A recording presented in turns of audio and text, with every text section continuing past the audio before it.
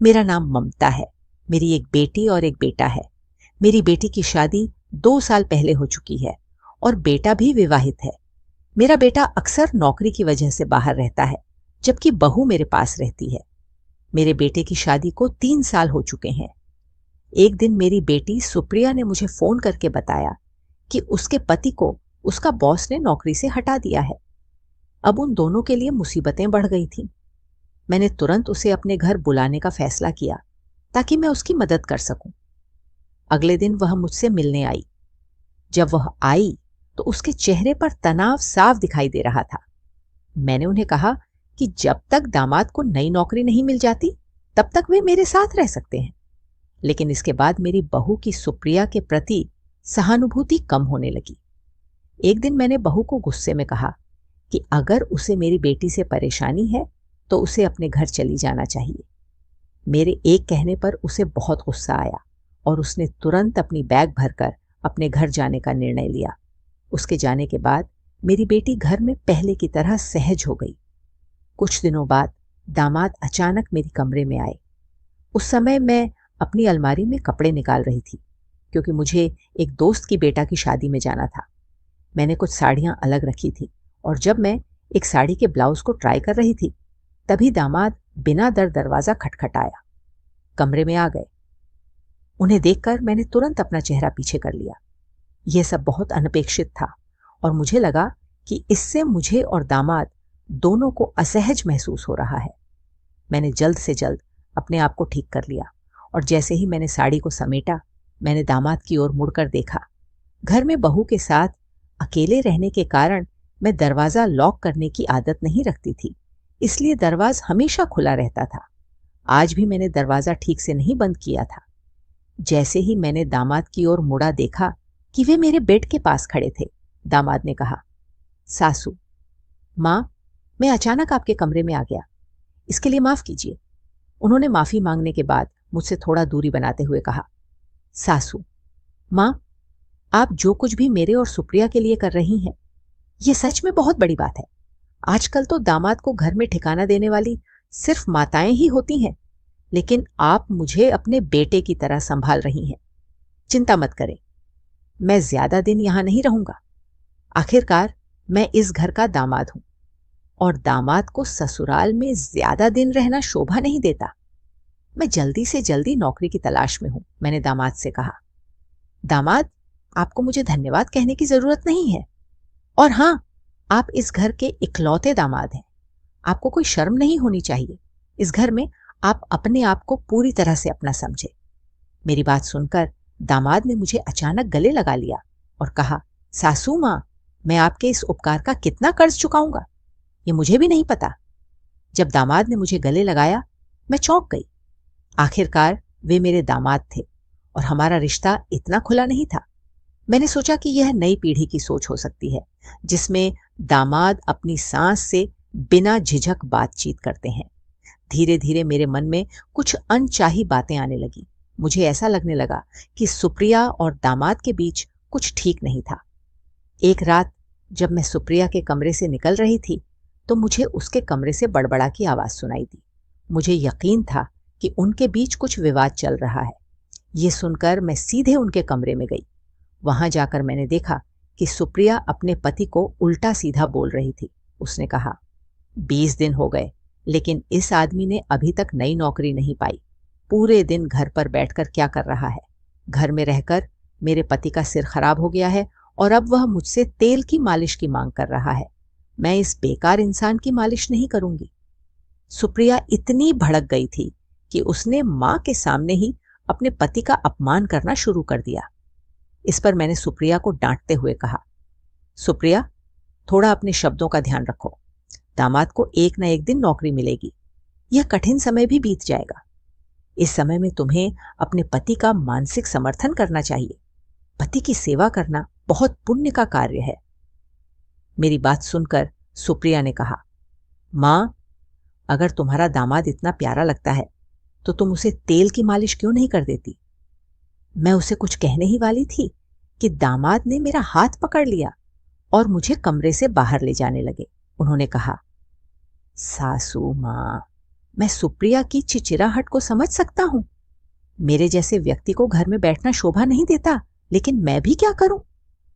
मेरे पूरे प्रयास के बावजूद मेरी किस्मत खराब है।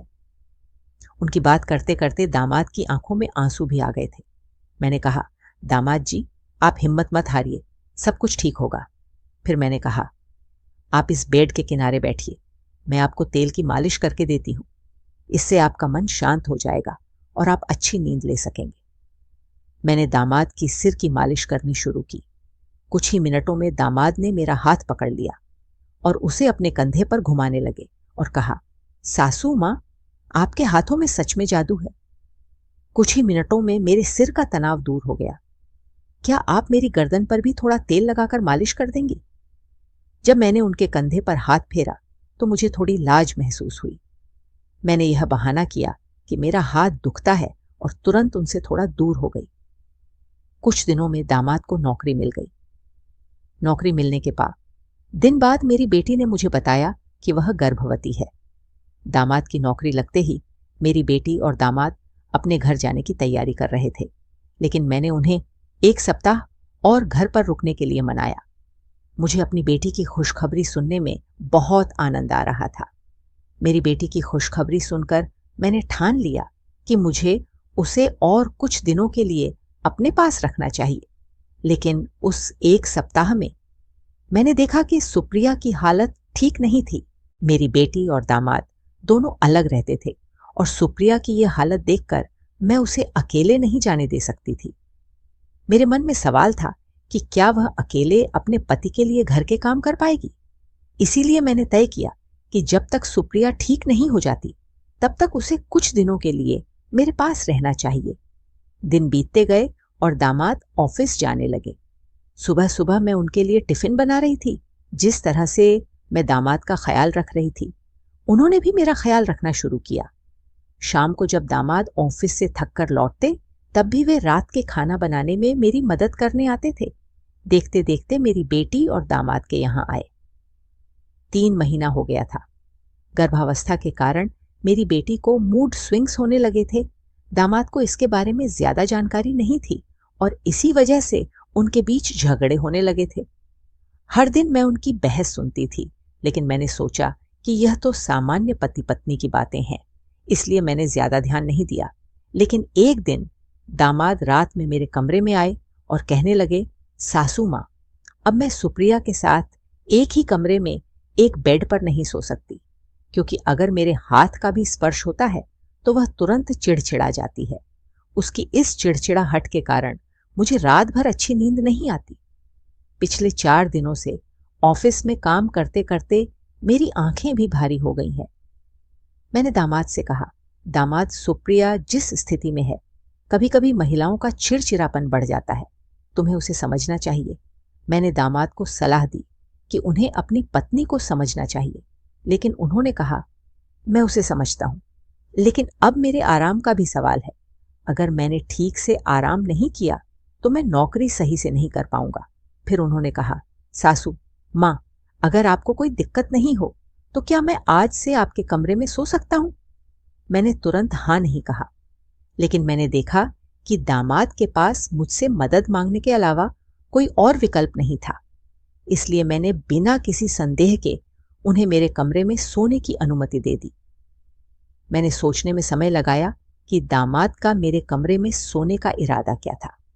उस रात जब दामाद मेरे कमरे में सोए तो मैंने रात भर नींद नहीं पाई, क्योंकि इससे पहले मैंने कभी दामाद के पास रात नहीं बिताई थी। दामाद के कमरे में होने की वजह से मैंने चेंज नहीं किया और साड़ी में ही सो गई। रात भर साड़ी पहने रहने की वजह से मुझे नींद नहीं आई।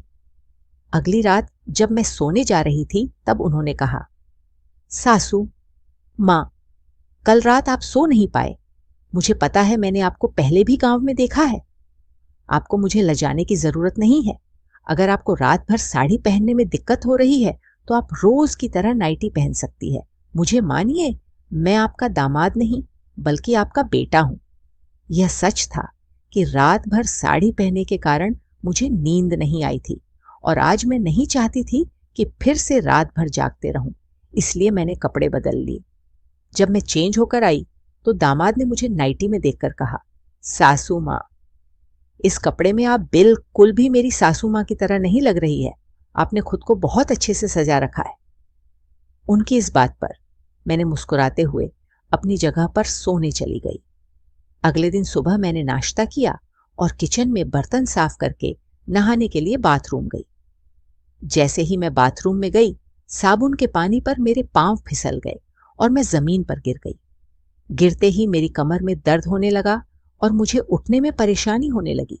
मैंने सुप्रिया को आवाज दी, लेकिन वह अपने कमरे से नहीं आई। फिर दामाद दौड़ते हुए मेरे कमरे में आए। उन्होंने मुझे बाथरूम में गिरा हुआ देखकर तुरंत अंदर आए और मुझे उठाकर अपने बेड पर ले गए। उस समय मेरी कमर में बहुत दर्द हो रहा था। दामाद ने तुरंत मेरे लिए गर्म पानी की बोतल लाकर दी। मैंने देखा कि वे ऑफिस के लिए निकले थे, लेकिन मेरी मदद करते समय उन्होंने अपने ऑफिस के कपड़ों को भी भिगो दिया। दामाद ने मुझे मदद करते समय एक पल के लिए भी पीछे मुड़कर नहीं देखा। सुप्रिया कुछ समय बाद मेरी कमरे में आई, लेकिन चूंकि वह गर्भवती थी, वह मेरी मदद नहीं कर पाई। मेरी बेटी के आने का इंतजार करने के बजाय दामाद ने मेरी मदद की। उन्होंने मुझे अस्पताल ले जाने की कोशिश की, लेकिन मैंने उनसे कहा कि कुछ दिनों में मेरा दर्द ठीक हो जाएगा, थोड़े आराम से सब सही हो जाएगा। मेरी बात सुनकर दामाद रुक गए और ऑफिस जाते समय सुप्रिया से कहा, जब तक मैं घर नहीं आता सासू मां का ध्यान रखना। शाम को घर वापस आने पर दामाद ने खुद ही खाना बनाया, क्योंकि सुप्रिया को परेशानी हो रही थी। इस वजह से वह किचन में कदम नहीं रख पा रही थी। रात में जब दामाद मेरे कमरे में सोने के लिए आए, तो मैंने देखा कि मैं अपनी कमर को पकड़कर बैठी हुई थी। दामाद ने बाम लेकर आए और कहा, सासू मां, मैं आपको थोड़ा बाम लगा दूं, इससे आपका दर्द थोड़ा ठीक हो जाएगा। मुझे दामाद से मदद मांगने में झिझक हो रही थी, लेकिन उन्होंने बहुत जोर दिया। उन्होंने कहा, सुप्रिया तो गर्भवती है, इसलिए वह आपकी ज्यादा सेवा नहीं कर पाएगी। यह सब भगवान ने आपके दामाद को आपकी सेवा करने के लिए ही किया है। मैंने लाख कोशिश की कि मैं दामाद से मदद ना लूं, लेकिन उन्होंने मुझे बाम लगाना शुरू किया। जिस तरह से उन्होंने मेरे कमर पर हाथ से बाम लगाया, वह सब कुछ अलग सा लग रहा था। धीरे धीरे मुझे नींद आने लगी। जब बार बार दामाद का स्पर्श होता तो मैं समझ नहीं पाई। आधी रात जब मेरी आंख खुली तो मैंने देखा कि दामाद मेरे बहुत करीब सोए हुए हैं। इतना ही नहीं, बल्कि हमारी दोनों की चादर भी एक हो गई थी। यह सब देखकर मैंने तुरंत दामाद से दूर जाने की कोशिश की, लेकिन इधर उधर सरकते समय मेरी कमर फिर से दर्द करने लगी और मेरे मुंह से आवाज निकल गई। मेरी आवाज सुनते ही दामाद जाग गए। मुझे ऐसा लगा जैसे वह पहले से ही सोने का नाटक कर रहे थे। मैंने उन्हें तिरस्कार से देखा, लेकिन फिर भी उनके व्यवहार पर ध्यान नहीं दिया। अगले दिन जब मुझे खांसी आई तो दामाद ने तुरंत मेरी पीठ पर हाथ फेरना शुरू कर दिया। मेरी खांसी खत्म हो गई, लेकिन उनका हाथ मेरी पीठ पर आज भी वैसा ही था। मुझे अब दामाद के साथ अपने कमरे को साझा करना पसंद नहीं आ रहा था, क्योंकि उनकी मेरी तरफ की देखभाल अब मुझे कुछ और ही संकेत दे रही थी। दूसरे दिन दोपहर में जब सुप्रिया मेरी कमरे में आई तो मैंने उससे कहा कि मैं तुम्हारी बहू को घर बुलाने वाली हूं। मुझे घर के काम करने में दिक्कत हो रही थी, इसलिए अगर वह घर पर रहेगी तो वह घर पर ध्यान दे सकेगी। इस पर सुप्रिया ने कहा, मां, पिछले कुछ दिनों से तुम्हारा दामाद तुम्हारे बजाय तुम्हारा ज्यादा ख्याल रख रहा है, फिर भी आप अपनी बहू और बच्चे को क्यों बुलाना चाहती हैं? क्या तुम दामाद तुम्हारे लिए काफी नहीं है? जो बात मैं कहना चाहती थी वह सुप्रिया को समझ में नहीं आई। रात में मैंने दामाद से बात करने का फैसला किया। जब रात में दामाद कमरे में आए तो मैंने उनसे कहा, आज से तुम सुप्रिया के साथ उसकी कमरे में सो, उसे अकेले सोने के लिए मत छोड़ो। कुछ दिनों में मेरी बहू वापस आएगी, तब वह मेरे कमरे में सोएगी। इस पर दामाद ने कहा, सासू मां, मैं आपकी देखभाल कर रहा हूं, क्या मैंने आपको राया समझ लिया है? इतना कहकर वे कमरे से बाहर निकल गए। शायद उन्हें मेरी बात पर नाराजगी हुई थी। तब मैं धीरे धीरे कदम बढ़ाते हुए दामाद को समझाने के लिए अपनी कमरे से बाहर निकली। दामाद सुप्रिया के कमरे में थे और जैसे ही मैं उनके कमरे के बाहर गई, मैंने उनकी और मेरी बेटी की बातें सुनी। मेरी बेटी कह रही थी, अर्जुन, तुमसे तो कुछ भी काम नहीं हो रहा है। पिछले कुछ दिनों से मैं सब कुछ कर रही हूं और अब तक मेरी मां की नजर में तुम अपनी छवि बनाने में असफल हो गए हो। दामाद चुप थे और मेरी बेटी आगे बोली, क्या तुम्हें याद है कि हमें इस घर को अपने नाम पर करवाना है? तुम्हारी पेंशन में मैं अपना हिस्सा नहीं देख सकती। तुम्हारे परिवार में तो 2 कमरे हैं और तुम्हारी मां के पास भी 2 घर हैं। मैं चाहती हूं कि कम से कम एक घर मेरे नाम पर हो और इसके लिए मुझे किसी भी विवाद का सामना नहीं करना पड़ रही है। उसने कहा, मां ने भैया और भाभी को घर बुलाने के बारे में मुझसे बात की थी। अगर वे दोनों घर आए तो पूजा तुरंत मेरे झूठ को पकड़ लेगी और यदि एक बार हम मां के सामने झूठ पकड़े गए तो यह घर हमारा रह नहीं जाएगा। उनकी बातें सुनकर मैं चौंक गई। उन्होंने पिछले कुछ दिनों से मेरे प्रति जो चिंता दिखाई थी वह सब एक दिखावा था। मेरी बेटी ने खुद को गर्भवती बताकर मेरी भावनाओं से खेल किया था ताकि वह अपने मायके का हिस्सा ले सके। मैं शांति से वहां से अपने कमरे में चली गई। कुछ समय बाद मैंने नकारने के बावजूद देखा कि दामाद फिर से मेरे कमरे में सोने आ गए। अगले दिन नाश्ते के समय बेटे और बहू को देखकर दामाद और सुप्रिया हैरान रह गए।